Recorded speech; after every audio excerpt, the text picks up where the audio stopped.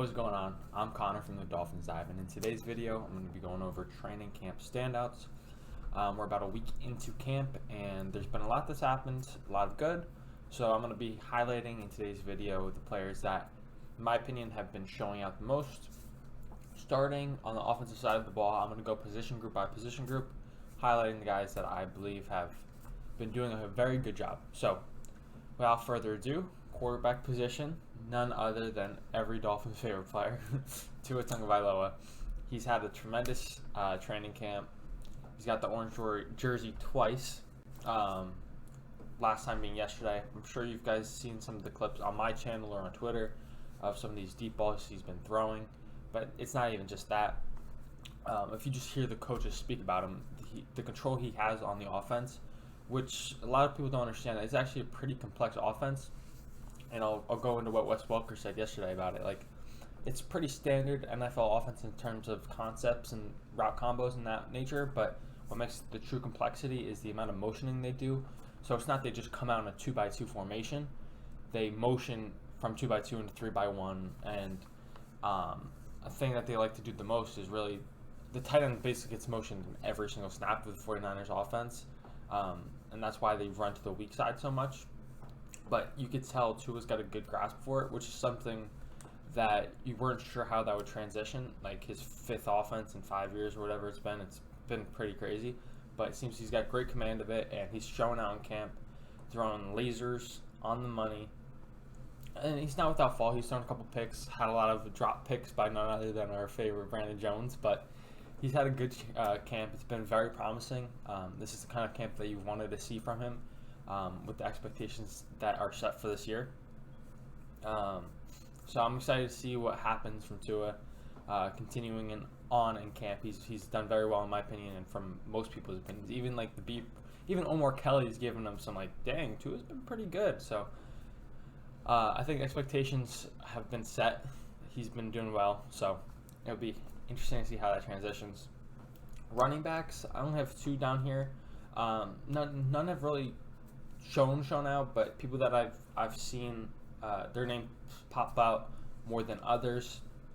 Obviously Chase Edmonds, he's probably the number one back right now, so he's getting the opportunities, but in the receiving game he seemed to done well, and running the ball as well. And if you watch his press conference over on the Miami Dolphins YouTube channel, I'd highly recommend. Very insightful on his transition from the inside zone scheme to the wide zone scheme. So obviously I think he's going to be our lead back. Obviously, there's still going to be a rotation, but I think he's going to get the most snaps out of all of them. But the other guy that's been a little under the radar, and I've been screaming his name from the rooftop since we got Mike McDaniel, is Javon Holland. Once again, I think he was showing out more in the unpadded practices, but just in general, I've seen his name pop up a lot. And he's a guy who was with the 49ers at one point with Mike McDaniel. Granted, that was a time when he did get cut, but that means he has the skill set that they're looking for that scheme, and now he's here, he understands it. He's got a very, very good burst and speed, so I think this is a guy that could sneak in and make the roster that people might have not been expecting. And he's got the receiving skills too. I think he caught a couple wheels, and we've seen that last year as well, where he was running past linebackers. So Javon Holland's a name to watch further on in camp. I think he might be able to make a roster spot. Next to the receivers, fullbacks should deserve love. None of them have done anything too special, but Alec Ingold's a stud. I'm not worried. But on to the receivers, Tyreek Hill and Jalen Waddle have obviously been balling. I'm going to gloss over them. They're studs. They've confirmed everything we've expected. But there's been two guys, and I'm sure if you guys have been paying attention, you know who I'm going to say. Braylon Sanders, undrafted free agent. He's been having a tremendous camp. In multiple different aspects. It's not just one kind of he's caught multiple deep balls, but he's made also some tough contested catches. A really nice one-hand grab that I think the Dolphins social posted as well. But he's been lighting up training camp, a guy that I had really not much clue about him. And he's really been showing out, and he could be a surprise guy for the 53. Overall, I don't think he makes it just due to how loaded the room is, but I think he's definitely, hopefully, on our practice squad, maybe sneaks by the 53. There's so many receivers in this room. I mean, there's going to be some surprising cuts. Unfortunately, like a guy like Lynn Bowden, who I'm a real big fan of, I just don't see him making it based off what I've been seeing. But the next guy who I've been extremely happy about what he's done in camp so far, Eric Ezukama, 4th-round pick from Texas Tech. He's a guy that was more like a big body. I was expecting like some just, solid contested catches, but he's been flying open on deep balls. He's been making tough catches, like at the point of attack, like 50-50 balls. Like he looks like a pro. Like he can do all of that at a high level, and he might be able to sneak his way in as potential wide receiver 3. Does he? Probably not, but he's doing a very, very good job. Everything you would hope for out of a rookie in that position. So yeah, my expectations weren't too high for him like right away, but he's been showing out. So it's been very promising to see from Eric. So on the offensive line, I only have one name.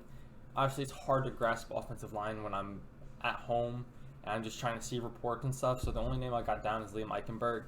I'm not sure how well he's done, but he did get the orange jersey, which means the coaches have noticed him and have appreciated what he's done.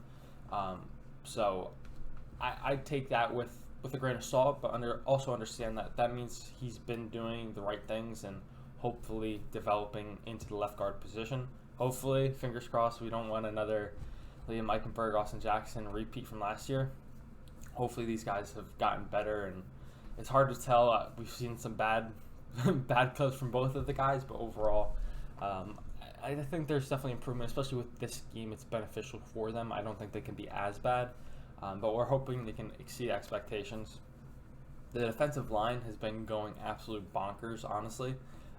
It was hard for me to just not name every single one of those guys.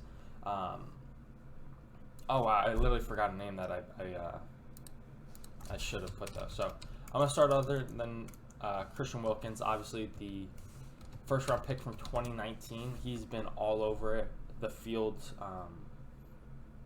run stuffing, pass rushing, like all of it. He's been money. He's continued to take a steady climb from his rookie year, and I think he's really about to show out.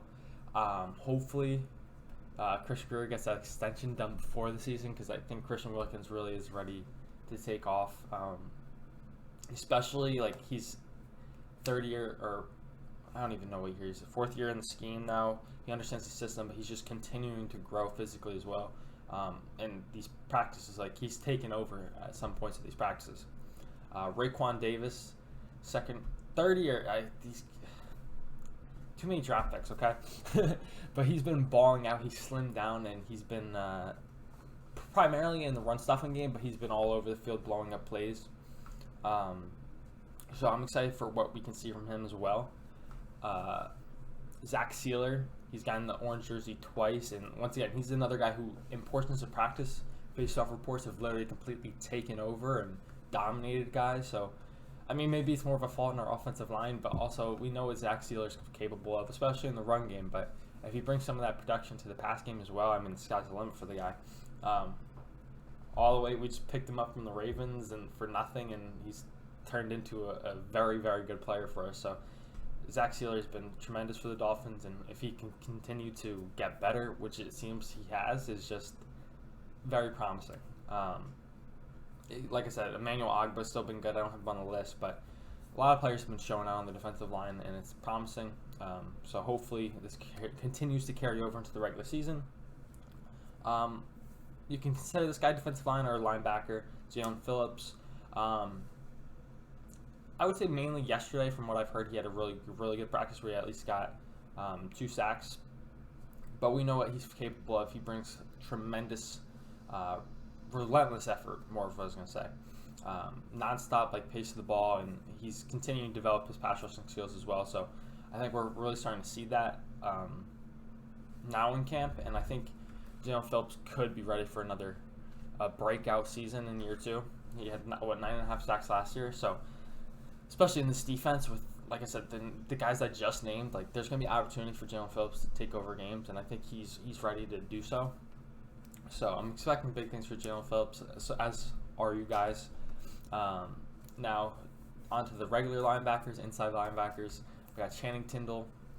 Now, I wouldn't say he's been showing out during camp, but I'm just going to want to highlight the one rep that was reported where he carried, I believe it was I forget the position. I think it was a running back though, literally all like 30, 40 yards down the field and was with them stride for stride. Honestly, might have been a receiver. Like, this guy's got elite juice in terms of the position. The fact that we have a linebacker that can basically cover running backs, tight ends, and receivers is very promising. It's kind of what we've been lacking. He's not just a speed guy. Like, he's got real pop. Like, he can knock a motherfucker back. So the other linebacker I've highlighted on this list is Duke Riley. He's been really surprising in camp, especially in coverage, which basically was his role last year. He was more of a, I don't want to say sub linebacker, but he's been more of like just a pass coverage guy. So like early downs you have Landon Robertson to help stuff the run, and then later downs you have Duke Riley to help play the pass. But he's been very, very good this year in his pass coverage, along with his special teams prowess. Although I haven't really seen special teams reports, so it got me a little nervous for not spending too much time on it. But we'll hopefully there's more special teams work going on than I'm seeing. Onto the DBs, we got Tro Williams, UDFA from Syracuse last year, but he's really blossomed this year. I think, yeah, because Xavier's basically not playing too much. Well, he's been playing more recently, but they have like a veteran minimum on some guys, and then Byron Jones out on the PUP with his Achilles injury, but it's really given opportunities to Noah Igbenogany and Tro Williams.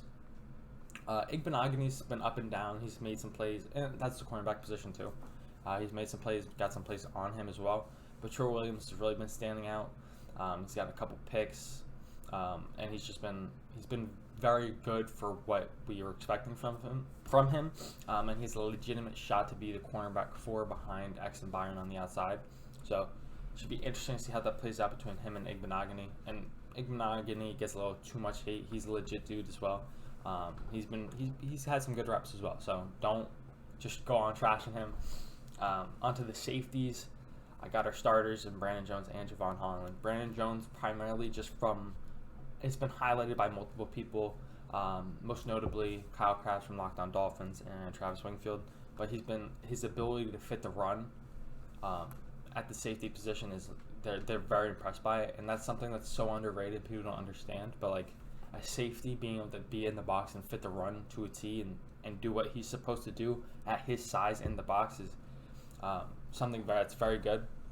Obviously, Brandon Jones' main flag is his coverage ability, which I think is continuing to get better. But as a guy that he's so versatile that obviously we want to see the coverage continue to get better. But he provides so much to this team between stuffing the run, blitzing the quarterback.